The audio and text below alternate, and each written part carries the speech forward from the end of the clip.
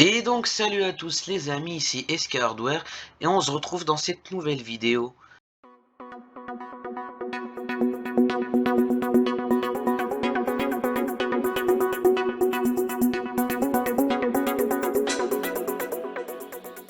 Aujourd'hui les amis, si vous avez cliqué sur cette vidéo, c'est que vous voulez vous faire un PC gamer pour pas cher, dans les environs des 600-550 euros.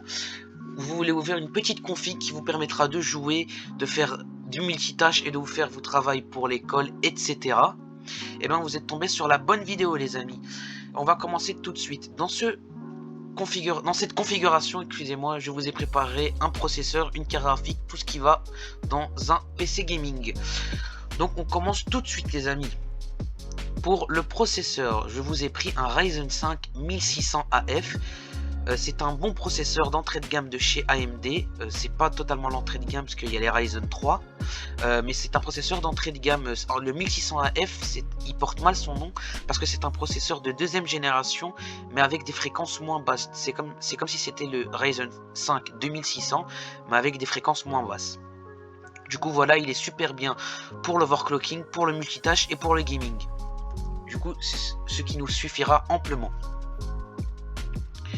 Par après, les amis, je vous ai pris une carte mère, une MSI A320M A Pro Max, ce qui signifie que c'est compatible avec tous les Ryzen. Du coup voilà, c'est une petite carte mère au format micro ATX. Elle a pas les meilleurs condensateurs, c'est pas du japonais en 105 degrés. Elle a pas non plus les meilleurs étages d'alimentation pour l'overclocking. Mais bon voilà, c'est une carte mère, elle joue bien son rôle, elle fait bien son rôle dans un PC gaming. Elle supporte assez bien le Ryzen 5 1600 AF. Le seul problème des A300, ça veut dire qu'on ne pourra pas overclocker votre processeur. Ce qui signifie que pour overclocker votre processeur, je vous conseille de prendre une B450 de chez MSI dans les environs des 70-70 euros. Par après, pour cette carte mère, elle embarque 2 slots de RAM. Elle a 4 ports SATA pour les disques durs et pour les SSD en 2.5. Elle a un port PCIe Express pour la carte graphique. Elle a un port PCIe pour des cartes Wi-Fi ou des cartes son externes. Et elle a tout en bas à gauche une petite carte son qui est d'assez bonne qualité. Sur cette carte mère, pour les gens qui veulent me demander, le processeur se branche en 4 pins. Du coup voilà, elle est à 51,99€ et 99 pour les Belges sur Cdiscount. On passe tout de suite les amis à la RAM. Du coup pour la RAM en 2021, obligatoirement vous devez prendre du 16 Go les amis. Vous pouvez trouver du 16 Go dans les environs des 87 euros, ce que je trouve vraiment très abordable et très raisonnable. Du coup faites attention, je vous préviens juste que le prix de la RAM est en train d'augmenter, je ne sais pas pourquoi. C'est pas moi qui décide de l'hardware, mais le prix de la RAM est en train d'augmenter. Du coup, je vous ai pris des PNY Accelerate qui est la marque gaming de chez PNY.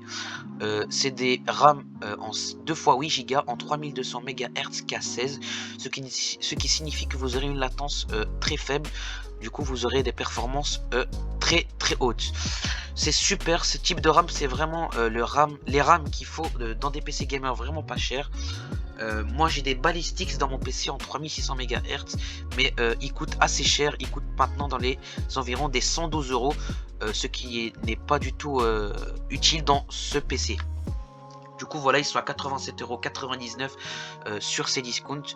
Et du coup les amis aussi je vous préviens, je vous ai fait toute cette configuration sur Cdiscount parce que Amazon a des problèmes de stock en ce moment pour l'hardware. Du coup je suis allé sur Cdiscount pour vous faire ce PC gaming et cette configuration. N'hésitez pas à me dire vos retours dans les commentaires. Les amis, on passe tout de suite au disque dur, au stockage, et je vous ai pris un HDD de 1TB en 7200 tours par minute en 3,5 pouces de chez WeDiBlue qui est Western Digital. C'est une très bonne marque qui fait de très bons stockages. La plupart des gens, ou bien même la plupart des youtubeurs ont ce type de disque dur dans leur NAS, ce qui signifie dans leur serveur, et il est à 39,99€ sur Cdiscount. Avec ce HDD, je vous ai pris un petit SSD de 120 Go. Vous aurez de très bonnes performances avec ce SSD de chez PNY. Je vous conseille de mettre un SSD dans vos PC, surtout en 2021, ou bien en NVMe ou bien en SATA.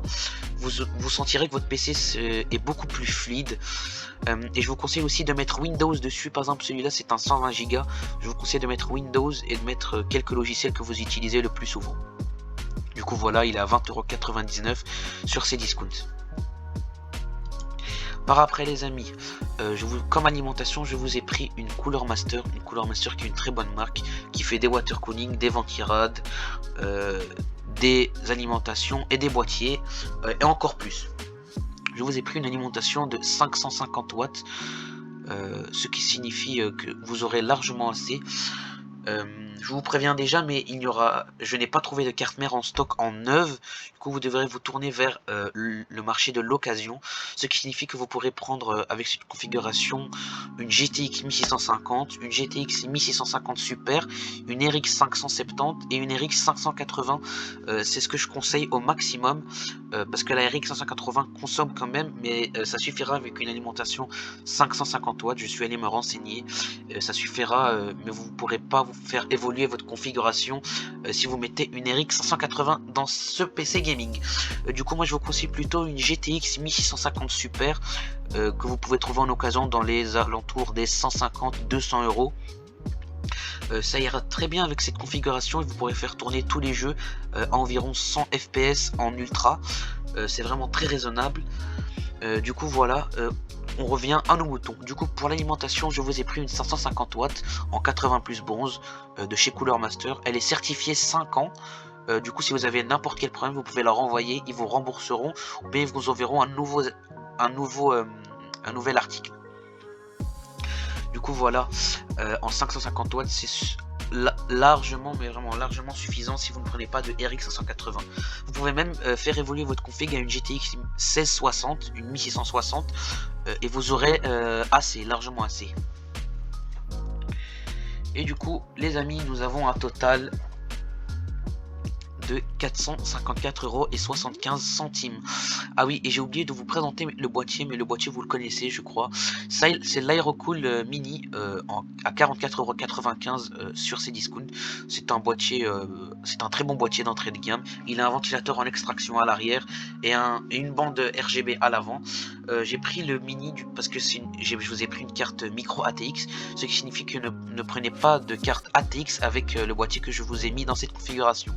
Et du coup les amis, on tombe à 454,75€ pour ce PC, ce qui signifie que pour arriver dans les 600-550€, je vous conseille de ne pas dépasser un budget de 200€ pour la carte graphique, ou bien même de 150€. Vous pourrez, comme je vous ai dit juste avant, vous pourrez trouver des GTX 1650, des GTX 1650 Super ou même des RX 570 à bon prix. Et du coup je vous souhaite bonne chance. Sinon à part ça, tout est en stock et je vous conseille d'aller voir dans la description, je vous ai mis les petits liens. Quant à nous, on se dit à bientôt pour une prochaine vidéo. C'était SK Hardware. Ciao tout le monde.